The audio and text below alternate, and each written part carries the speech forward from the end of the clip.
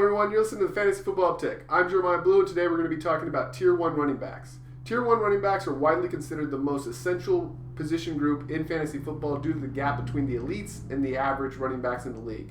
If you end up with one of the elites, it's almost impossible to miss the playoffs, assuming you're setting your lineup every week. And if you end up with one of the average or below average running backs in the league, then you're typically on the waiver wire trying to find that next big thing so that once you get to the playoffs, if you can get there, you have a running back that can get you to a championship. So with that, let's jump right in. Most fantasy experts in the industry have the same four players at the top of Tier 1. So no surprises here, I got the same four.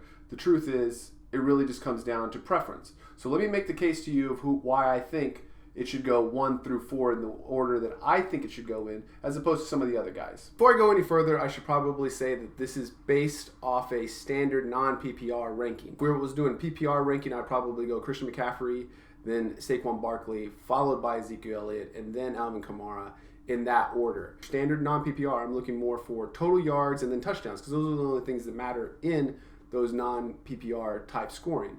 So I think all of these guys are capable of that 2,000 yard range, and I think that the floor is just below that 2,000 yards range with these guys, as long as they stay healthy all year long. But with Ezekiel Elliott, I think his potential for touchdowns is going to be higher than those other guys. First of all, he's got nobody who's really going to steal touchdowns from him.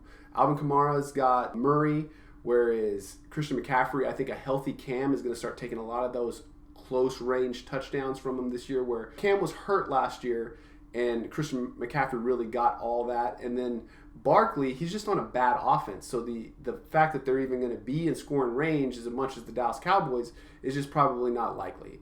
So, and then when I look at Zeke, I know if you take last year's numbers, he had the fewest touchdowns. I just don't see that repeating itself again.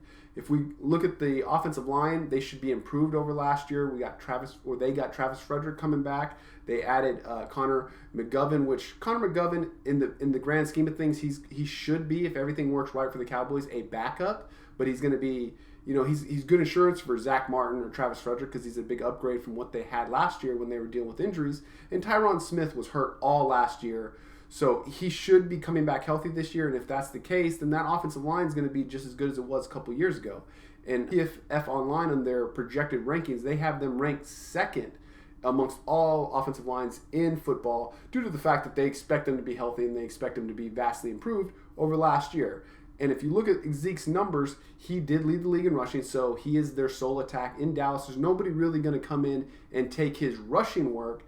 And then his receiving yards, although I do think Tony Pollard gets involved in the receiving game a little bit, I don't see Zeke coming off the field very often. And then you take into account that this is going to be a full season with Amari Cooper, and then Dak's in a contract year, Cooper's in a contract year, and Elliott is really, while not in a contract year, is trying to work on his contract to go along with La'el Collins, which is probably the weakest link of their offensive line. So you got to know that he's going to be coming to play this season. So I think just overall, the Dallas Cowboys, their offense is going to be hitting on all cylinders this year because this is a very big year for a lot of the individuals that play a major role in that offense. If we look at the holdout that Zeke's dealing with currently, the things that kind of pop out to me is, A, he hasn't actually said he's going to hold out. Now, granted, if he does end up holding out, we're talking late into August, he's going to start moving down the ranks for me, probably past right the back end of that Tier 2. We've already seen what could happen with Le'Veon Bell, and if you miss a couple of games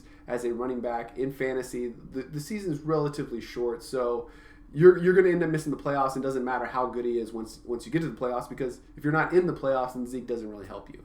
But the facts is that August 6th is when he has to report to acquire that fourth year on his contract. And he's already been extended, so in this fifth season, he's going to be making $9 million plus, which is going to be right up there with the top 4 or 5 running backs in the league as far as highest paid. I don't see him not showing up August 6th and then taking the chance that he's going to have to be working on his fourth year rookie contract again the following season. So with him, as opposed to Melvin Gordon, I see it very less likely that he actually follows through with the holdout, not to mention he hasn't actually come out and said that he is going to hold out. My next running back on the list is going to be Saquon Barkley, and the reason he's on this list is because he's the most talented of this bunch. Last year, he ended up with 2,000 yards, 15 touchdowns. I think that would be kind of hard to duplicate, being that Odell Beckham's going to be gone, and there's going to be a lot more stacked boxes, even though there was a lot of stacked boxes last year with them.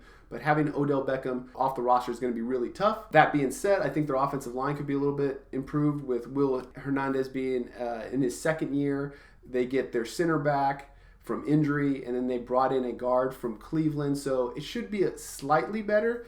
And with Odell Beckham gone, Barkley could be even more used in the offense, whether it be through the rushing attack or being targeted more frequently. That being said, the targets were already at 121, so that's going to be tough. But I do think that Barkley is the second guy on this list based off all that. He's just kind of got the highest floor for me of all these guys because nobody's going to be taking his touchdowns. So if the Giants are a little bit better than they were last year, he's going to be scoring all those touchdowns. The one negative is the possible switch to Daniel Jones, but I don't really know whether I want to put that in a negative or a positive because the offense might be better as a whole, but I know what he's getting with Eli. He's going to be checked down to a lot, where some of those rookie quarterbacks don't necessarily check it down as efficiently as some of the older guys. The next guy on the list for me is going to be Christian McCaffrey. And when we look at the Carolina Panthers, I think they're going to be vastly improved from last season, mainly due to Cam Newton having a healthy shoulder. I think there was a lot of upgrades on the offensive line.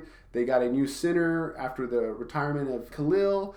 Their left tackle should be better. They replaced a left tackle in the draft. Whether or not he starts at left tackle doesn't really matter because worst case he'll move to the guard, and then they'll still have a new left tackle because Matt Khalil is out of there. So the offensive line I just envision being better. And then last year they kind of showed us that McCaffrey from week to week is just going to be heavily involved in the game plan because he's the number one receiving target and the number one running back. So while I don't see him touching the touchdown totals of the other two possibly based on the fact that I do think Cam Newton takes a lot of those rushing touchdowns, I don't see him having a bad week from a yardage standpoint at any point. And if he gets touchdowns, that's just a bonus at the end of the day. So for me, he's number 3. I do see him approaching that 2,000 yards. He actually might lead all running backs in total yards based on his ability to run. I think there's going to be more holes for him to run through, and he's going to be heavily involved in the passing game. And if you think that he's going to be heavily involved in the touchdown game, then he could easily move up and be the number 1, as any of the guys on this list should be. But for me, he's probably the safest week to week.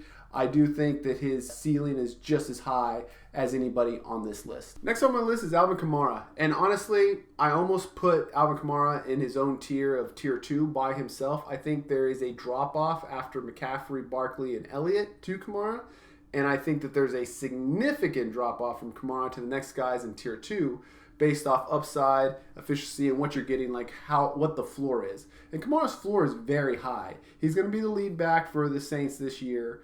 But if we look at last year, they didn't have Mark Ingram early in the year. And Mark Ingram's gone now, which a lot of people, that's why they're so excited about Alvin Kamara. But they added Latavius Murray. And I kind of think overall in the whole season, while I do think Mark Ingram's a little bit better running back than Murray, I kind of see that as a wash overall because we're not looking at a suspension for Murray. And Murray's being brought in to kind of be the big bruiser the same way Mark Ingram was last year. So I don't see them just all of a sudden handing all the work over to Kamara. So last year he finished with just under 1,600 yards, which was significantly less total yards than the other 3 guys on this list. He did end up with more touchdowns. I'm not banking on that repeating. He is on the best offense, in my opinion. The New Orleans Saints are a great offense, and 18 touchdowns is just a lot of touchdowns to bank on going forward. I could see him getting like 9 or 10 touchdowns, which would vastly drop his ranking based on the other guys. But his floor is about 9 or 10 touchdowns,